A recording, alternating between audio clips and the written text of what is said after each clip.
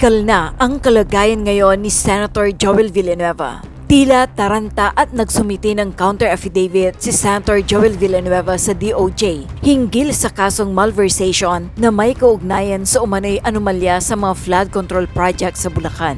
Ito ay batay sa inanunsyo ng Department of Justice o DOJ. Ayon sa DOJ, nahaharap si Senator Joel Villanueva sa 3 kaso ng malversation na non-bailable o walang piyansa dahil sa umano'y pagkakasangkot nito sa maanumalyang flood control project sa Bulacan. Ito ang critical stage ng kaso ni Senator Joel Villanueva dahil kapag nabigo siyang maipaliwanag ang mga kaso sa preliminary investigation ng DOJ at pag nakita ng DOJ na may probable cause na sampahan ng kaso, magre-recommend ang ombudsman na mag-file sa Sandigan Bayan at maaari na siyang isyuhan agad ng warrant of arrest. Kailangan umanong malusutan at madismiss ang mga kasong malversation, plunder at graft dahil seryoso at mabibigat ang mga kasong ito ni Senator Joel Villanueva. Kahit isa lang sa mga kasong ito ang matira, ay makukulong pa rin si Senator Joel Villanueva dahil ang mga kasong ito ay non-bailable. Samantala, ilang araw matapos ipasok si dating Senator Ramon Bong Revilla Jr. sa New Quezon City Jail sa Payatas, Quezon City, nagdesisyon ang pamunuan ng naturang pasilidad na ihiwalay siya ng selda mula sa dating kinalalagyan niya kasama ang mga DPWH officials. Noong January 20, 2026, nang bitbitin si Revilla sa New Quezon City Jail Male Dormitory sa bisa ng commitment order ng Sandigan Bayan 3rd Division na nag-atas sa jail authorities na ilipat siya sa naturang pasilidad mula sa Criminal Investigation and Detection Group o CIDG Detention Facility sa Camp Crame kung saan siya sumuko. Sa panayam kay Superintendent Jerex Bustinera, spokesperson ng Bureau of Jail Management and Penology o BJMP, nagiging security risk daw si Senator Bong Revilla sa mga former DPWH officials na tumistigo laban sa kanya. Kasi nagiging security risk dahil daw kasi ang statement nung 4 ay against sa senator. Paliwanag ni Superintendent Jerex Bustinera. Bukod dito, tiniyak ni Bustinera na maayos at tahimik ang sitwasyon ng mga selda ng pasilidad, bagamat nagdagdag ng karagdagang security measures dahil sa pagdating ng mga isinangkot sa multi-billion pisong flood control scam, tulad ni Revilla at iba pang dating opisyal ng DPWH na nahaharap sa kasong malversation of public funds through falsifications of documents na itinuturing na high-risk persons deprived of liberty o PDL. Ayon kay Bustinera, nag-iisa na ngayon si Revilla sa kanyang selda na katabi lang ng selda ng mga former DPWH officials na tumistigo laban sa kanya. Ayon pa sa BJMP, wala umanong ibibigay na special treatment sa dating senador. Taranta na mga kabunyog, mga kababayan, si Senador Joel Villanueva nag-submit ng kanyang counter affidavit. Kahapon, January 23, nag-submit siya ng kanyang kontra sinumpaang salaysay. Ano na ito? Ang pangalawa niya na itong pag-submit ng counter affidavit kasi 3 kaso ang kinakaharap niya eh. Hiwa-hiwalay na kaso yon. Lahat ng yon ay nasa ilalim ngayon ng Department of Justice. Ng Department of Justice ay nagsasagawa sa ngayon ng preliminary investigation. Kaya medyo talaga grabe ngayon ang pressure kay Villanueva. 3 yan 3 kaso yan. At lahat yan halos mga mga non-bailable yan. 3 malversation cases kinakaharap niya. Nag-submit siya ngayon ng counter affidavit. Ang sabi niya nga 26 inagahan niya. Kaya makikita nyo bakit parang wala kayong naririnig masyado kay Villanueva. Kasi ito yung seryosong stage ng kaso niya. DOJ, preliminary investigation. Kailangang malusutan niya ito. Kasi pag hindi niya nalusutan yung preliminary investigation ng DOJ, magre-recommend ang DOJ sa ombudsman na mag-file sa Sandigan Bayan. Pag na-file na sa Sandigan Bayan, warrant of arrest na naman, katulad nangyari kay Revilla. Kaya ito, mga huling effort, pagtatangka niya, mga huling action niya ito para hindi siya makasuhan, na hindi siya ma-issuehan ng arrest warrant, makulong.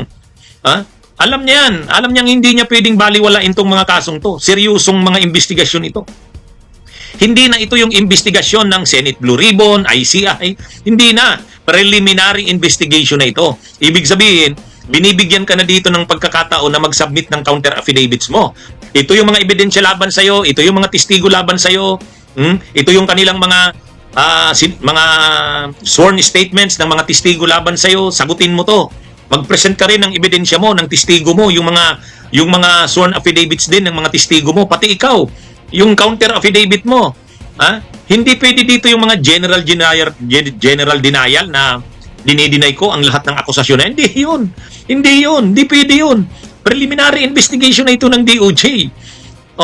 Pag nakita ng Department of Justice na may probable cause na sampahan ka ng kaso, magre-recommend ng DOJ na sampahan ka ng kaso. At ang gagawin na lang niya ng ombudsman, ano na yan lang sa ombudsman. Pagkatanggap ng galing sa DOJ na resolution na sampahan ng kaso, diretso file na halos yan sa Sandigan Bayan.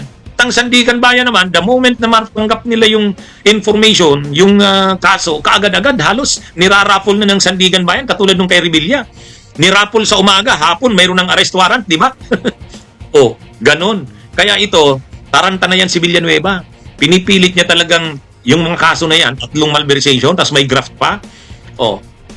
Kailangan lahat yun malusutan mo. Kasi pwedeng sa isa or dalawa madismiss sa DOJ, pero yung isa tuloy. Kaso pa rin yun. Kaya, ano na ito mga kabunyog, mga kabayan? Kaya napapansin nyo, yung dating yabang ni Villanueva, wala na, no? Sino ngayon nakikita nyo yung nagyayabang na lang? Si Marcoleta at saka si Amy. Bakit? Ayaw na munang magsalita nila Jinggoy, ayaw nila Chis Escudero, ayaw nila Villanueva. Bakit?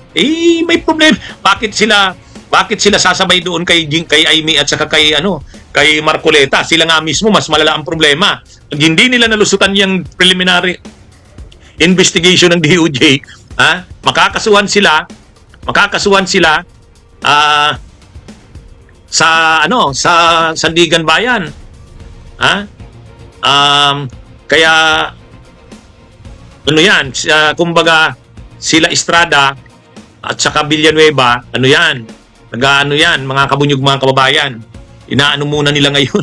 Parang ganito, huwag nyo na muna kaming isama dyan sa mga press con nyo. Kaya di ba nakita nyo ang nagpe-press con lang si Marcoleta at si Amy? Bakit? Si Jinggoy Estrada, si Chis Escudero, si Joel Villanueva, marami silang problema. Kailangan nilang lusutan to. Alam nilang seryoso ang DOJ, seryoso din ang ombudsman. Alam nila na may mga testigo sa DOJ, sila Alcantara, sila Bernardo. Mabibigat ang mga testigo na yan, hindi nila pwedeng baliwalain. Kaya yung mga sinasabi ng mga abogado nilang walang ebidensya, walang testigo. Sinong nagsabi? Mayroon. Kaya nga ito. Anyway, yung pag-submit ni Villanueva ng counter affidavit, mga huling diskarte para hindi siya makasuhan. Kailangan lahat 'yun ma-dismiss. 3 malversation cases, dapat ma-dismiss lahat 'yon. Kasi kahit dun sa dalawa ma-dismiss sa DOJ, kung may isang tuloy, di may kaso ka pa rin. Si Bong Revilla nga, yung nakulong siya ngayon, malversation lang 'yon. Malversation at saka graft. Mayroon pa siyang plunder cases. Mayroon pang plunder cases. Nagpe-preliminary investigation pa 'yun. Kaya kaliwat kanan ang kinakaharap nilang mga kaso eh. Hindi lang naman isa. Yung ikinaso kay Bong Revilla, isang graft, isang malversation. Yung graft bailable, kaya nga nagpiyansa siya ng 90,000. Pero yung malversation hindi, dahil napakalaking amount ang involved. Aside pa dyan, mayroon pang nakapending ngayon, ibig sabihin ongoing pa, yung preliminary investigation. Pwede pa siyang makasuhan doon. Another case na naman yun. Itong si Villanueva, 3 malversation cases. Lahat kailangang malusutan niya yun. Pwedeng may malusutan siyang isa, may matuloy na 2, kulong pa rin siya. Pwedeng may malusutan siyang 2 malversation, may siyang isa, tuloy pa rin, kulong pa rin siya. Kaya mabigat. Alam niya ni Villanueva, kaya nakita nyo ngayon, si Boy Dila, nakikita nyo ngayon, visible pa ba? Wala na, di ba? Ganyan yan. Mabigat yung problema nilang kinakarap. Yan ang malinaw dyan. Yan ang malinaw dyan, mga kabunyog, mga kababayan. Kaya, talagang nagkakandara pa si Villanueva pag-submit ng counter affidavit. Ayaw nilang mag-comment na kung dati, laging nagsasalita ng wala naman yan, walang ebidensya yan. Hindi makakatindig yan. Anong hindi makakatindig? Oh, tingnan nyo. Oh, ano yun? Hindi nila pwedeng baliwalain yan. Yung mga kaso na yan ay seryosong kaso laban sa kanila. Kaya ngayon, nag-submit na ng counter affidavit si Villanueva. Isa pa lang yan na malversation case. May dalawa pang malversation cases. Oh, sasagutin niya pa rin yan. At after niyang makasagot niyan, maglalabas na ng resolution ng DOJ niyan. Ganun naman ang procedure sa preliminary investigation eh. May complaint affidavit, o syempre yung nagreklamo sa kanya. O pwedeng NBI yan or ano, pagkatapos pinadala sa kanya yung complaint affidavit, pinapasagot siya, counter affidavit yon. So pag submit niya ng counter affidavit, pag-aaralan niya ng DOJ panel of prosecutors kung mayroon bang probable cause para sampahan siya ng kaso. Yun, ang hinihintay dyan, resolution ng Department of Justice. Pag sinabing mayroong probable cause, filean niya ng kaso sa Sandigan Bayan, papasa ngayon sa ombudsman yung resolution at saka yung mga ebidensya, file ngayon ang ombudsman sa Sandigan Bayan. Raffle ang Sandigan Bayan, maglalabas ngayon ng arrest warrant, kulong yan. Yan yung inaabangan ng taong bayan. Oh, ito, pag-usapan natin. Parang ang napapansin nyo rin ba? Pareho ba tayo nang napapansin? Ang tahimik nila, mga kabunyog, ang tahimik ni na Escudero, Estrada at Villanueva, nararamdaman nyo rin ba? Wala, no? Naalala nyo nung mga panahon, balikan nyo nga mga kabunyog yung panahon, yung mga bandang February. Yung February 2025, nung kapafile pa lang yung impeachment at ang Senate, ano bang posisyon ni noon? Ang Senate President si Chis Escudero. Ang Senate President pro tempore si Jinggoy. Majority floor leader yan si Joel Villanueva. Naalala nyo yan noon nung sila yung nasa liderato ng Senado? Nung nasa liderato sila ng Senado, ang yayabang yan eh. Ang yayabang yan, di ba? Kabunyog Relio Salvador, Kabunyog Jess, si Chis Escudero noon. Sabi niya, siya raw ang masusunod. Kung ayaw niyang magkaroon kaagad ng pagdinig doon sa impeachment ni Sara eh. February 5 pa lang, nandun na sa kanyang opisina sa Senado yung articles of impeachment, pero hindi niya, binaliwala niya. Kahit anong pressure, wala, hindi siya, O ngayon, sige nga, Chis, sige nga, yung problema mo, ikaw naman ngayon yung may problema. Si Joel Villanueva noon, may mga padila-dila pa.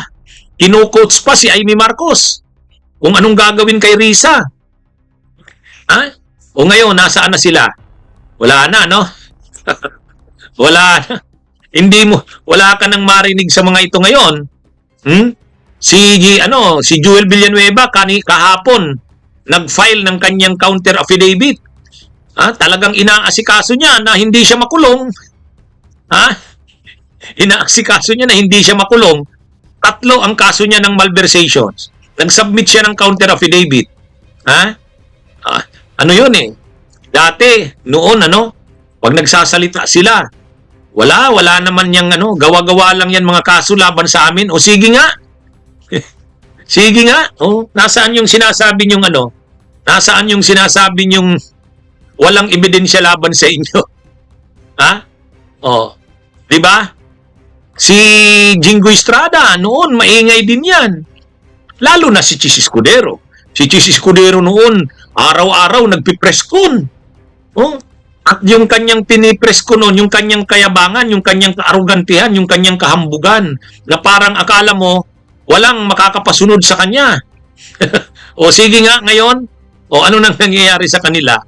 Parang si Chis, may ginagawang hakbang ito, parang inaariglo eh. Umaariglo ito si Chis eh.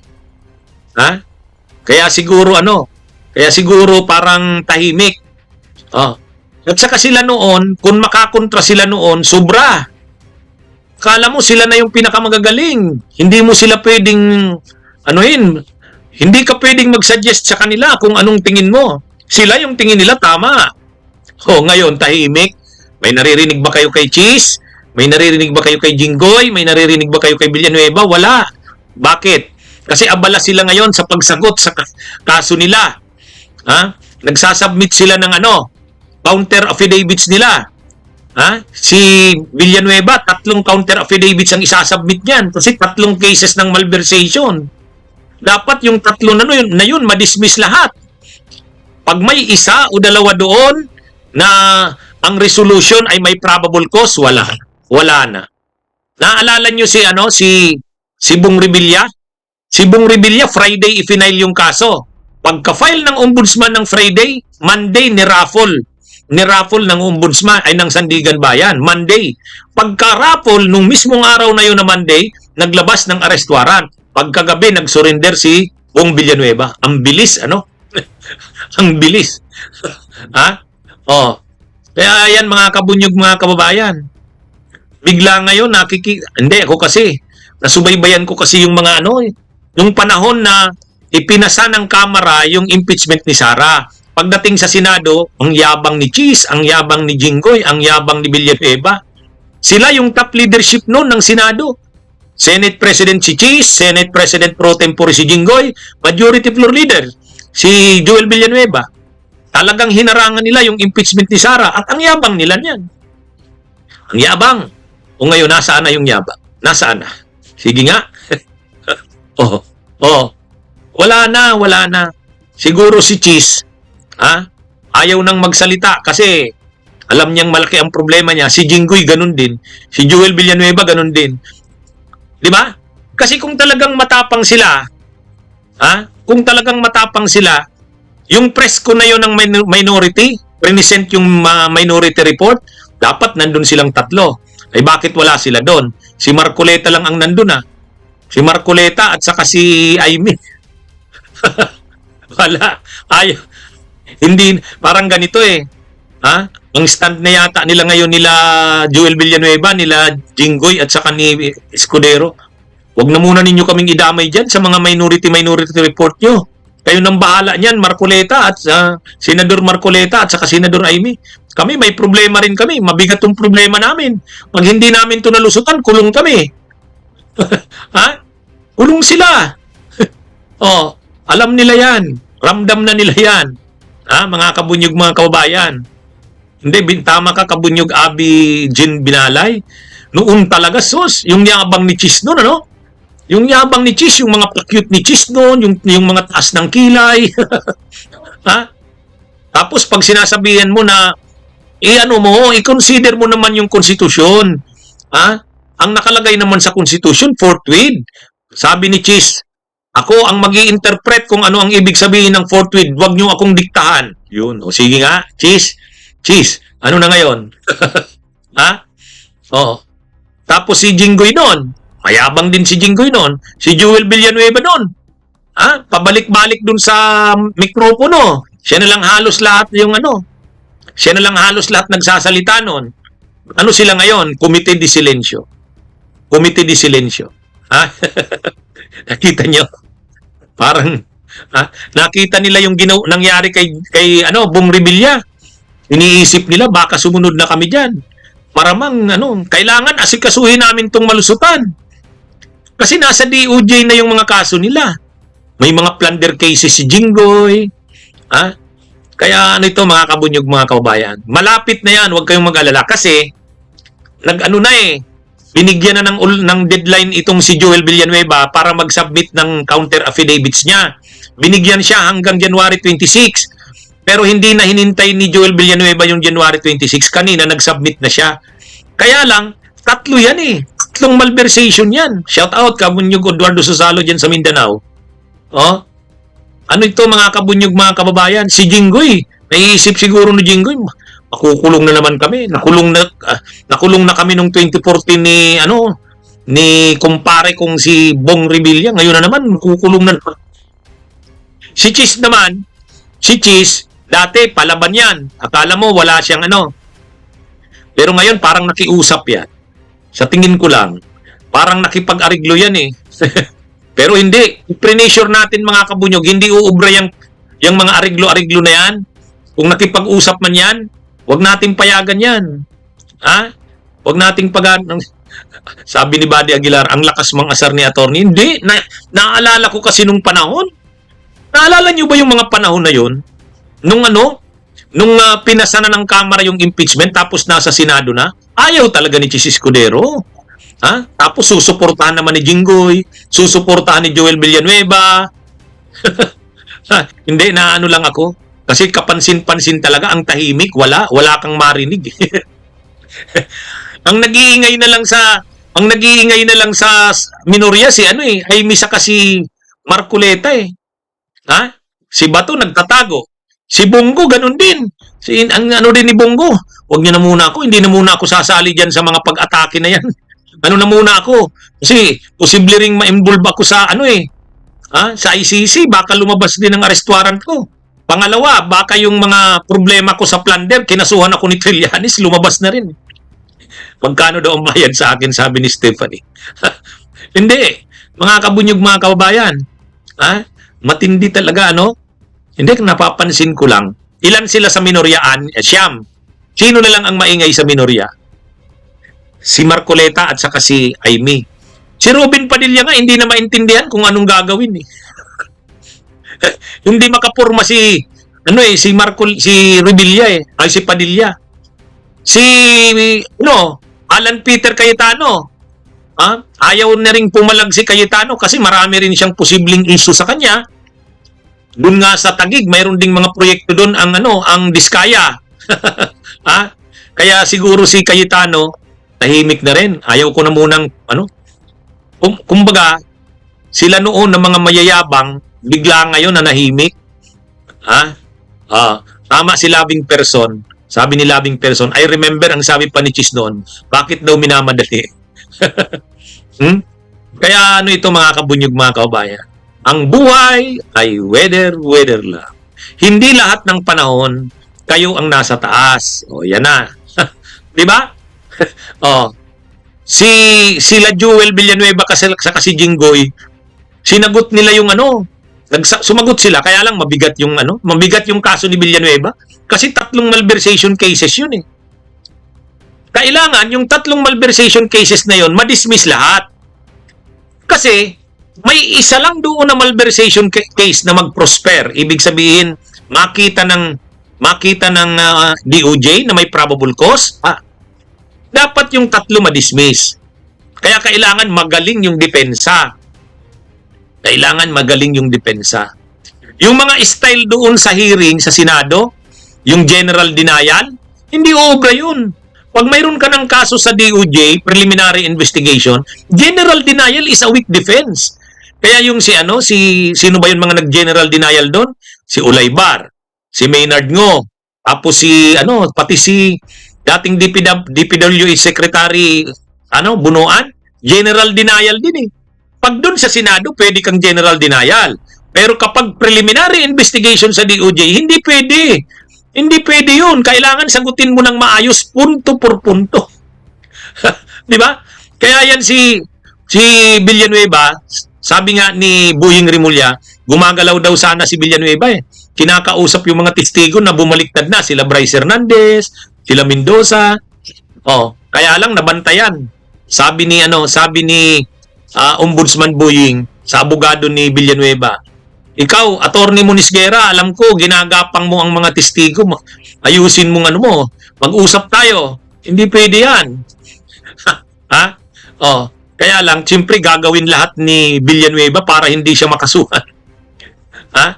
Yung mga general denial, ang ibig sabihin ng general denial, yung sasabihin mo lang, dinideny ko lahat ng yan, hindi totoo yan, lahat ng yan. Pagka ganun ang sagot mo, pag sa hearing sa Senado, pwede yung general denial. Pagka-interview sa media, pwede yung general denial. Pero kapag preliminary investigation, kailangan bawat punto doon na may ebidensya laban sa'yo, sagutin mo. Kung ito yung ebidensya sa'yo, ano ang counter evidence mo dyan? Kung ito yung testigo sa'yo, may affidavit yon, ano ang counter affidavit mo dyan? Ganun yun. Hindi pwede yung general denial. Halimbawa, sasabihin lang ni Joel Villanueva o kaya ni Jinggoy o kaya ni Chi, sasabihin nila sa DOJ, I vehemently deny the accusations against me. Ganun lang. Sasabihin mo lang ganun. Hindi pwede yun. General denial yun. Ito yung mga sinabi sa'yo. Ganito daw, ganito. Ito yung ebidensya laban sa'yo. Ito yung mga testigo laban sa'yo. Ito yung sinabi nila. Sagutin mo yan. Di ba? Hindi pwedeng hindi mo sagutin yan. Kasi ang general denial is a weak defense pagdating sa preliminary investigation. Ang purpose, Bakit mahirap silang makalusot sa DOJ? Alam nyo mga kabunyog kung bakit mahirap silang makalusot sa DOJ? Argo, makinig ka. Alam mo, Argo, kung bakit mahirap silang makalusot sa DOJ? Sige, hintayin yung paliwanag ko ha. Bakit mahirap makalusot sa DOJ? Mahirap makalusot sa DOJ kasi ang kinukuha lang naman sa DOJ, probable cause. Probable cause. Ha? Probable cause. Ibig sabihin, yung probable cause, madali lang yung probable cause eh. Probably. Hindi naman kailangan na sa tingin ng DOJ, guilty ka. Hindi. Sa DOJ, hindi required yung proof, guilt beyond reasonable doubt. Hindi pwede. Hindi. Ang guilt, doon na yan sa korte. Di ba? Yung guilt sa korte. Ha? Yung guilt na yung conviction mo na guilty ka beyond reasonable doubt, yun? Mahirap yun. Kailangan matindi ang ebidensya doon kapag korte. Pero kapag sa DOJ, tinitingnan lang prima facie evidence at reasonable certainty of conviction. Hindi certainty of conviction, Argo. Reasonable. Ha? Pag certainty of conviction, ibig sabihin tiyak. Hindi. Reasonable certainty. Di ba? So, mahirap bang makuha ang reasonable certainty of conviction? Hindi. Kahit yung fiscal ay duda ang fiscal. Hindi naman kailangan niyang i-dismiss dahil duda siya. Kung sa tingin niya ay may probable cause at sa tingin niya ay may reasonable certainty of conviction, ipa-file niya yan. Hindi naman ang fiscal, hindi naman trabaho niya na mag-determine ng guilt ng akusado. Hindi fiscal yan. Ang guilt ng accused ay sa korte. Doon mabigat na. Kasi guilt. Ha? Di ba? Mga kabunyog, mga kababayan? Kaya mahirap itong sitwasyon sa DOJ. Kasi pag may ebidensya at testigo, kaagad-agad prima facie evidence na yan. Reasonable certainty of conviction. Yan yung sa DOJ. Kaya yung mga sinasabi, bakit? Sa tingin mo ba guilty sila? Uy, hindi kailangan guilty sila sa DOJ. Hindi kailangan guilty. Ang magdidetermine ng guilt ay yung judge. At yung guilty, kailangan makumbinsi ang judge na proof beyond reasonable doubt. Pero pagdating sa fiscal, hindi. Reasonable certainty lang of conviction. Reasonable certainty. Probable cause. Probably. Malamang.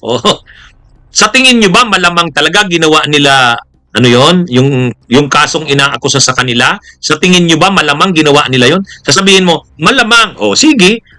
Pag malamang, ibig sabihin yan, i-file na. Kasi malamang eh. Kaya hindi pwede yung mga denial lang. Hindi pwede yung denial lang. Di ba?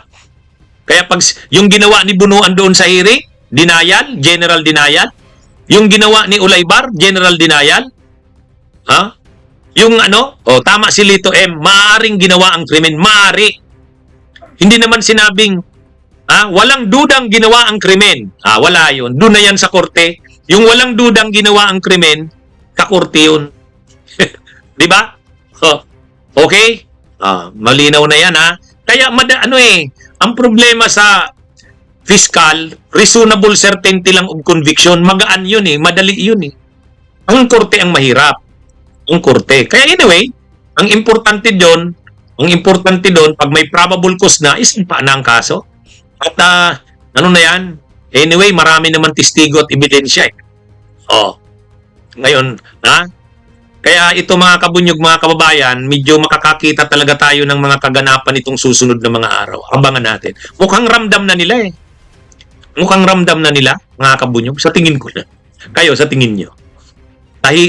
Tahimik na sila, Tahimik yung tatlo. Yung dating maingay. Naninibago ako Naninibago ako kasi noon, araw-araw si Chis Escudero may press con. At kapag nagsalita, akala mo walang katalo-talo. Walang makakapasunod sa kanya. Ganun din si Joel Villanueva noon. Diba? Si Joel Villanueva noon, balik-balik, laging siya na lang may hawak ng mikropono. Si Jinggoy, minsan nagpipreside pa sa unahan. Ngayon, nasaan na? Nasaan na sila? Di ba? Mga kabunyog, mga kababayan? Oh. Okay? Mag-subscribe at i-click ang notification bell para sa mga susunod na video updates. Maraming salamat po.